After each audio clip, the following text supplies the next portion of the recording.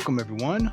We've got the AMK Pro Series from Yolopark, Optimus Prime from the last night. This is their Pro Series, which includes extra paint and detailing and die-cast parts. The front of the box looks excellent. We've got Optimus in a pose that he's often shown for the movie. We've got Transformers on the side, written across his sword. There is also a little hologram sticker down here. This is the side of the box. This is the other side, a little bit more graphics. Here we have the bottom. Here we have the top with the movie logo. And here we have the back. And we've got a demonstration of all the parts that he comes with, the base, endoskeleton, and then what we can expect when it's completed. They also let us know that he can change his faceplate to change him into the Nemesis version. And then we also get to see his accessories. So let's get this guy out of the package. And he did have a slip cover, so this is what's inside, and this is like amazing. This is all foil and raised and just really amazing. The image wraps around to the sides, and you can even see his sword placed here. And then on the back, you've got this CAD drawing and outline of what the figure looks like. And they're letting us know here, you don't need glue, you don't need paint, you don't need tools. You can just put this guy together. And for those who are not familiar with this line, this is basically a figure that you're assembling, not so much an actual model kit.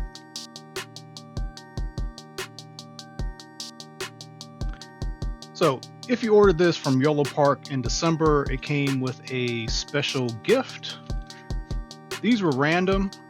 And for me, I've got this magnetic Autobot refrigerator magnet, which is pretty cool. Like a nice metallic Autobot symbol.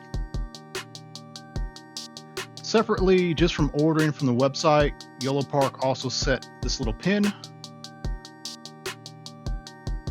And this was specifically commissioned by them. So you've got the Yolopark logo on the bottom.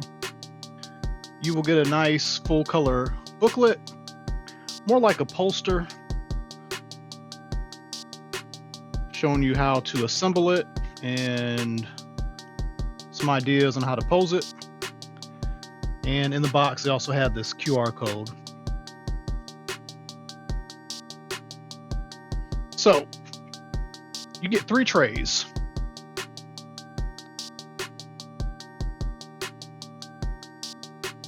Top tray has most of the add-on pieces, the actual armor pieces. The middle tray has the exoskeleton. The bottom tray has more pieces and most of the accessories. So let's put this together.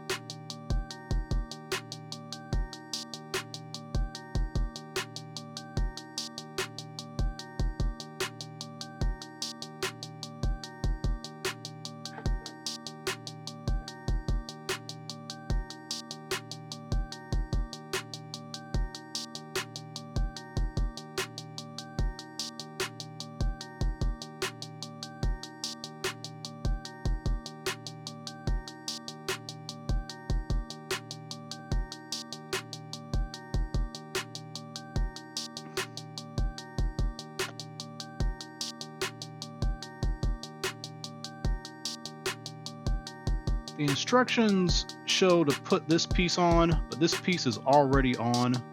I think what they're telling you is that you can remove it and swap it out for this sword holder. So these two pieces are interchangeable. And that is this piece right here.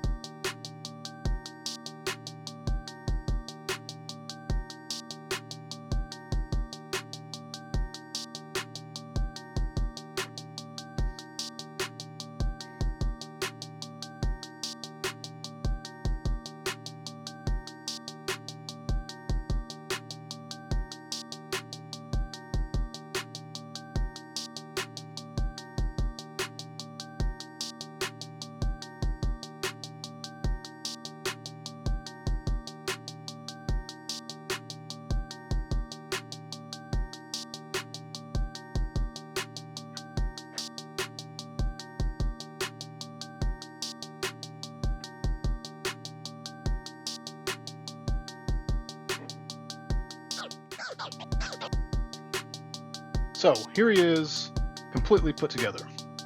Now, there is a fifth tray. The fifth tray has basically the base and some extra hands.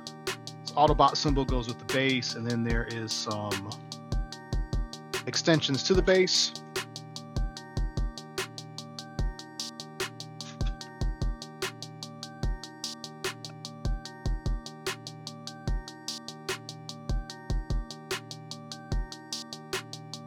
And he's got one of these Hot Toys style bendy arm setups, and a pretty interesting flight stand, crotch stand. Basically, you can work this into a lot of different shapes and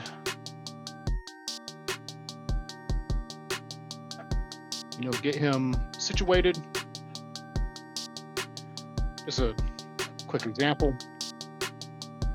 And then accessories, he's got his sword, and this sword is very nice, very detailed. He even has the Cybertronian writing on it, and the writing is tampoed on, it's not etched in, but still this looks really nice.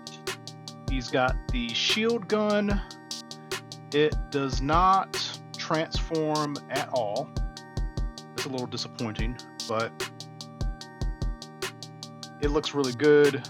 The paint's really good. You'll be able to put that on his arm. He's got a couple ways for doing that. So you got this circle on the back, and you're going to take this piece. One end has a circle, one end has a peg, a rectangular peg. And he had two options. So you've got this option that does not have the hole for the peg, and then he's got the option with the peg hole, and you can just put it in. And if you wanted to adjust it, you can swing it around to bring it up higher on the arm by doing that. He also has the Bumblebee Killer effect, and this is basically going to fit in the same slot. He doesn't come with any of the guns that he sometimes comes with in the various movies. He's got a couple accessories for the back for storing the shield and the gun. So he's got this piece already installed. Probably going to need to get a spludger to open this up, but you can remove that, and then basically got a couple options. So the longer one, you can hold the sword that way.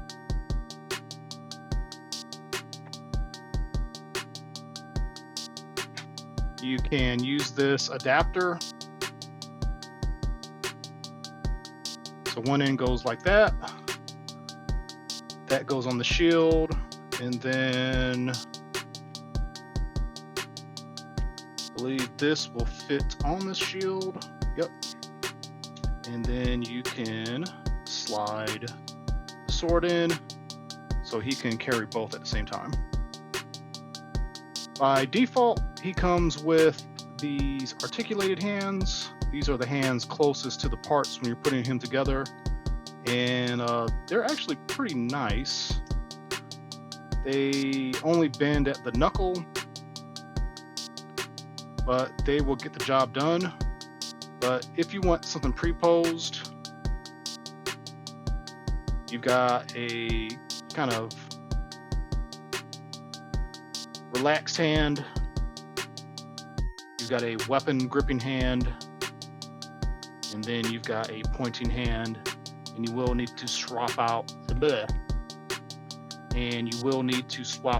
the hand plate if you're going to use these.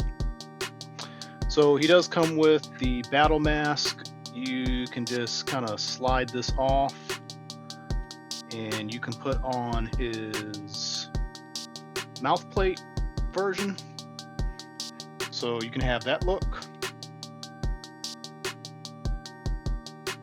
And then he comes with a separate set of eyes. You're not really going to be able to see this real good, and a swap out side plate so that you can basically get him into his Nemesis Prime mode.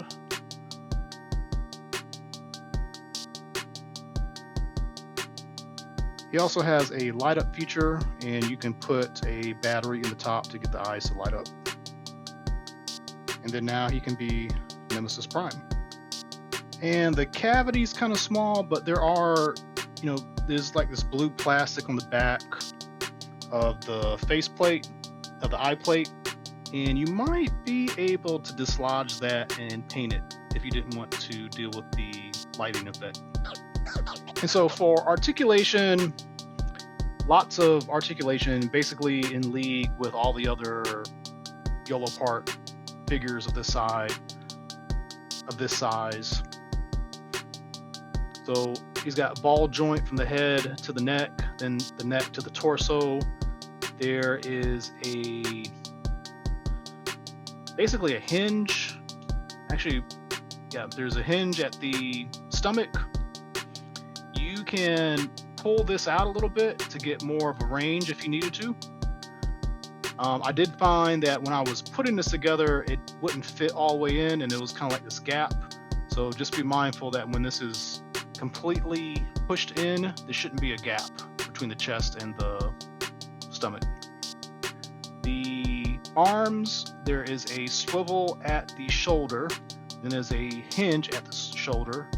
Then you've got a bicep swivel, you've got a double elbow, you've got a ball joint on the hand, and if you've got the articulated hands, we went over that earlier. At the bottom of the waist, there is a swivel. The hips are disc hinge. There's no mechanism for making these skirts get out of the way. This does lift up a little bit, but not much, so be careful. There's not a lot of articulation here, and this is kind of hard plastic, not rubbery plastic, so the harder the plastic, the more likely it is to snap. You've got a double knee, which is really nice, and the kneecap stays centered. There is a swivel at the top of the hip, and this foot is on a rocking hinge and also a back and forth hinge. There is going to be some limitation because there's just so much, the sculpt and the parts are going to get in the way a little bit, but you will be able to get some cool poses. Like right now he's kind of got a lean, and his foot is a little bit tilted outward, so you can totally do that. And then looking at the figure in general, I mean, there is just a ton of detail, ton of surface detail. The paint is really nice. It seems like everything is painted, like the entire surface of all the plastic parts is painted. There's quite a bit of die cast. Some of these pieces that you snap on are die cast. So he's not really heavy, but he doesn't, he kind of feels like he's got the weight of a Masterpiece figure, or like a Voyager Hasbro figure. So it really helps in the look and how well it feels and poses. There is also a drop-down system like a lot of the other AMK figures. So that drop-down will allow you to get better articulation in the leg. You're still going to have some limits due to the sculpting though. Okay, so for comparisons, let's look at another AMK figure. Now this one is not a pro, but this will give you an idea of how it compares to other Yolopark. One thing that's interesting is he's taller, which is kind of weird. That's one criticism I have about the Yolopark stuff, is that there's not very consistent scaling. You know, like for instance, the Bumblebee for Rise of the Beast was quite tall, probably should have been a little bit shorter. So that is often a thing, but that's how he looks with the AMK Optimus. And to show him off with the KO Deluxe Optimus, I think the proportions are pretty similar. I do like the darker color of the figure. If you go back and look at the movie, the grays were quite a bit more dark. These companies that keep painting the Knight Optimus in these bright silver colors, it kind of is not really accurate to the way the silver looked on the screen. It was quite a bit darker, like they did with AMK. So I appreciate that they did that. So all in all, this is a pretty amazing figure. It makes me wish we had a masterpiece version of the Last Knight. This is not going to fill that space in a collection, but as a standalone figure, if you want the best representation of the figure, this might be it. I feel like this is way better than the 3-0 figure, which is, you know, retails for over $200. The articulation is great, the sculpt is great, the paint is great. He could come with some more weapons. That would be the only critique that I would have.